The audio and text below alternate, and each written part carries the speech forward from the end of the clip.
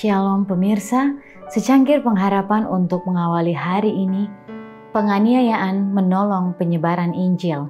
Karena itu aku senang dan rela di dalam kelemahan, di dalam siksaan, di dalam kesukaran, di dalam penganiayaan dan kesesakan oleh karena Kristus.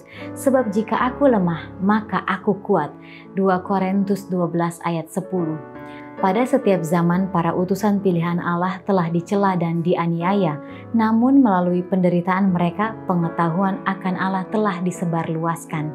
Setiap murid Kristus harus terjun ke dalam barisan itu dan melaksanakan pekerjaan yang sama, karena ia tahu bahwa musuhnya tak dapat berbuat apa-apa menentang kebenaran, tetapi justru untuk kebenaran.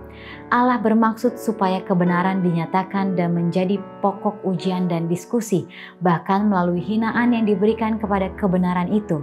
Pikiran orang harus digerakkan, setiap pertentangan, setiap celaan, setiap upaya untuk membatasi kebebasan hati nurani adalah alat Allah untuk membangunkan pikiran yang tanpa itu bisa tertidur. Betapa sering akibat ini telah kelihatan dalam sejarah para utusan Allah. Ketika Stefanus yang mulia dan fasih bicara itu dilempari hingga mati atas anjuran majelis Sanhedrin, tidak ada kerugian kepada pekerjaan Injil. Terang surga yang memuliakan wajahnya, belas kasihan ilahi yang disebutkan dalam doanya pada waktu mau meninggal adalah bagaikan sebuah panah keyakinan yang tajam kepada anggota-anggota Sanhedrin fanatik yang siap siaga itu. Dan Saulus, Farisi penganiaya itu, menjadi alat terpilih pembawa nama Kristus di hadapan orang-orang bukan Yahudi dan raja-raja dan Bani Israel. Dan lama sesudah itu Paulus yang lanjut usia itu menulis dari penjara Roma. Ada orang yang memberitakan Kristus karena dengki dan perselisihan. Dengan maksud yang tidak ikhlas, sangkanya dengan demikian mereka memperberat bebanku.